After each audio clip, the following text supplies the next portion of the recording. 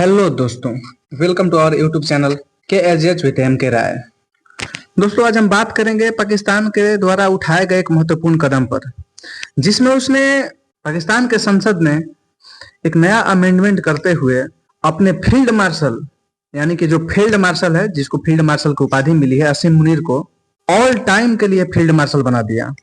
यानी कि सिर्फ वो अब आर्मी चीफ नहीं है, बल्कि फील्ड मार्शल ऑल टाइम के लिए बन गया है, जिसके पास पाकिस्तान के तीनों सेनाओं जैसे कि आर्मी, नेवी और एयरफोर्स की कमान रहती है।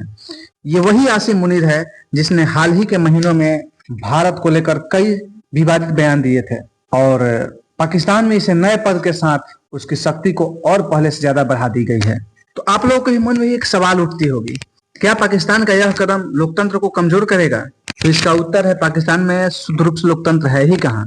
वहां राज तो सेना ही करती है। सेना का जो मन करता है, जिसको मन करता है, बैठा देता है प्रधानमंत्री के पद पर। अब बात करें जब आसिम मुनीर की, तो यह पाकिस्तान के इतिहास में सिर्फ दूसरा व्यक्ति है जिसे फील्ड मार्शल का दर्जा मिला है, परंतु ये फील्ड मार्शल है।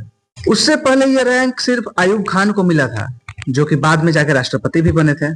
अब 27वां संवैधानिक संशोधन के जरिए पाकिस्तान के तीनों सेनाओं के बीच समन्वय का सर्वोच्च अधिकार आसिम मुनीर को दे दिया गया है। यानी कि थल सेना, नौसेना और वायुसेना तीनों अब आसिम मुनीर के द्वारा संचालित होगी। इंडिया टुडे की रिपोर्ट के अनुसार अगर हम बोले तो इस संशोधन के बाद सुप्रीम कोर्ट और संसद की शक्तियां भी सीमित हो गई हैं। यानी कि पाकिस्तान अब पहले से कहीं ज्यादा मिलिट्री द्वारा चलाया गया सिस्टम बनता जा रहा है।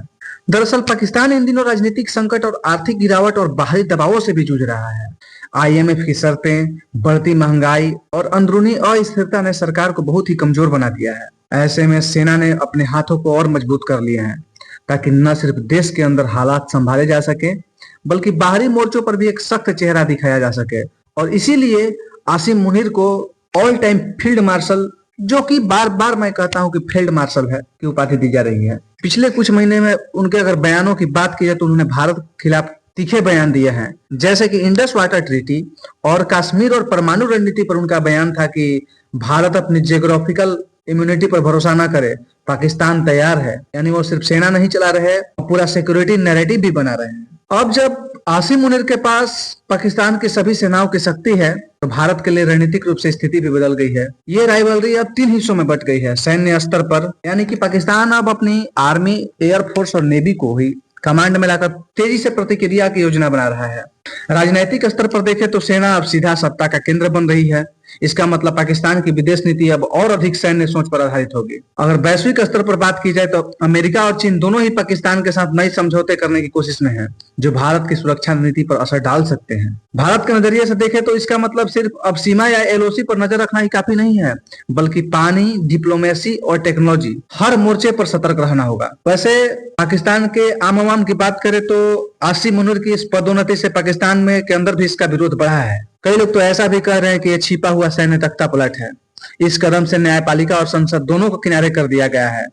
वहीं आसिम मुनीर के समर्थक कह रहे हैं कि देश के मुश्किल समय में सेना ही देश को स्थिर रख सकती है। यानी कि पाकिस्तान के आवाम भी 2 हिस्सों में बटा हुआ है। एक तरफ लोकतंत्र है, दूसरी तरफ मिलिट्री का कंट्रोल। तो दोस्तों, कैसा लगा आज का मेरा ये सेगमेंट? और आपके लिए एक सवाल भी है, क्या आसिम मुनीर को फील्ड मार्शल बनना पाकिस्तान को मजबूत बनाएगा या और अस्थिर कर देगा? कमेंट बॉक्स में आंसर जरूर दें और मेरे चैनल को सब्सक्राइब जरूर करें और वीडियो को जितना हो सके लाइक करें। धन्यवाद।